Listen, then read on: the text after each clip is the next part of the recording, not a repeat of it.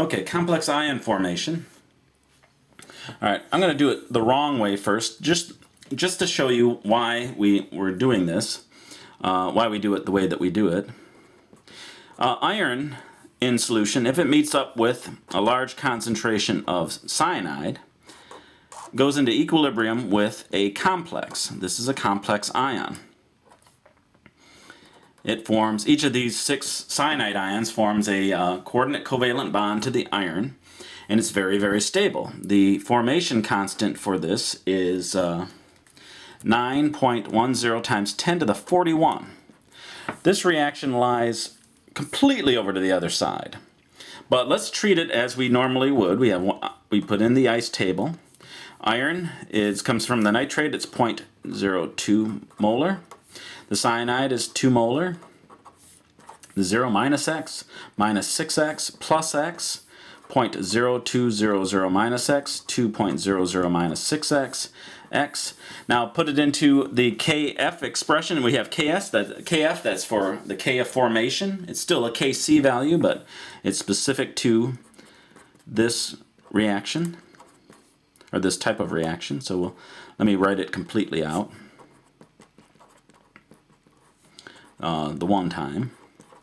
So we put everything in x, and then we have 0.0200 minus x, and then we have 2.00 minus 6x, and then this is equal to 9.10 times 10 to the 41.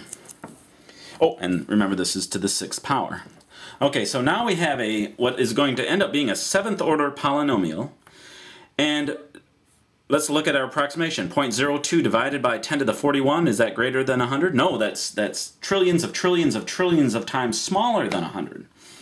So the approximation doesn't hold, which means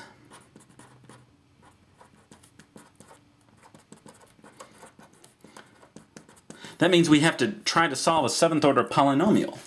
Well, in a lot of cases, even a calculator or like the computer program that I use to solve these won't solve it. It'll come up with not with an error, but it's not sure exactly how to proceed. It needs further information. So it may be something that you can solve, maybe not. So we don't want to deal with that. We try it from a different point of view. What we do is, since this is such a gigantic number, we know that it lies, it's almost, we might as well just do this. Indicate that it goes completely over to the right. All of the iron and cyanide is used up that possibly can be used up, and then we create this. Then we flip the reaction around. By flipping the reaction, we end up with a dissociation constant, Kd, which is 1 over Kf. Now that's going to be 10 to the minus, so that would be 10 to the 10 to the minus 40, which will, and the approximation will hold. So there's 2 steps. So I'm going to,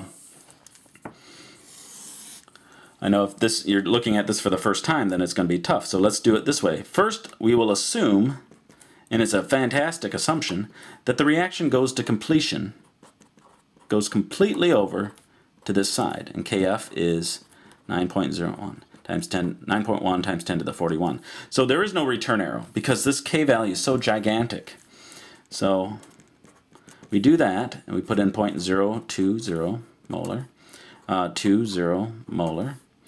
Make sure I got the right numbers. And then this goes completely over. Now this is 6 times this, so it's going to be 0.12 molar. And over here it's 0.02 molar. 0.88, make sure that's right, molar. And then 0.0200 molar.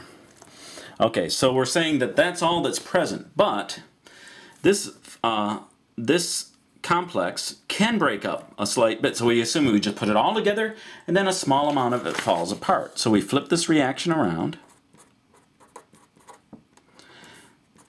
and we say, yeah, we formed it, it instantly formed, but then a little bit of it falls apart.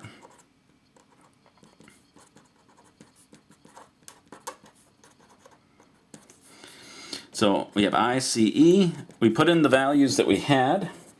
We have the iron, the complex is this, the iron is 0, this is 0.880 molar, minus x plus 6x, 0.0200 minus x, and 0.880 plus 6x. And let me verify that I got everything like that over here. Now our KD, which is 1 over KF, because we've flipped this reaction around, is 1.10 times 10 to the minus 42. And then we put this in, so KD is going to be x times 0.880 plus 6x to the 6th over 0.02. And you say, well, now it still looks the same. It looks like the same kind of difficulty, but remember we flipped that KD, the KF to KD. Now this 0.02 divided by that is much greater than 100, so now the approximation holds. That's why we did it. And if we solve for it, the x is equal to the concentration of iron, and that is what we were after. That's what we'll always be after in these problems, and I get 4.98 times 10 to the minus 46 molar. It's going to be desperately small because that is such a small KD. So that's how we do it. We pretend like we assume that it all goes to the reaction goes to completion. There's no return arrow. And then once we have the complex, we let it fall apart with the cyanide or whatever counter ion is left. All right, so let's try another one here. This one I ended up writing on. Yeah, we'll just do this. So what is the concentration of zinc ion in 0.04 molar zinc nitrate that is also 1 molar ammonia? Now, sorry, I already wrote this out because I write out the notes on another sheet, but I wrote on this sheet, and I think this is fine. You put in the 0.04 molar, 1.00 molar here. It goes to completion. We end up with these concentrations, and then we flip the reaction around, and we put in the zinc goes in here, the zinc complex ion goes in here. Then the ammonia goes here, the ammonia that's left, minus x plus 4x. And then these values go into our KD expression. It's to the 4th power, to the 1st power down here. KF was for the zinc ammonia complex is 2.9 times 10 to the 9th. 1 over KF, which is our KD, is 3.45 times 10 to the minus 10. And we see that our zinc concentration is very, very low. And that's what, again, that's what we'll always be after. And sorry, I didn't mean to do that out like that, but I wasn't going to print up another sheet. So you can look through it again, but I think that covers all the bases. Oops, leave that alone.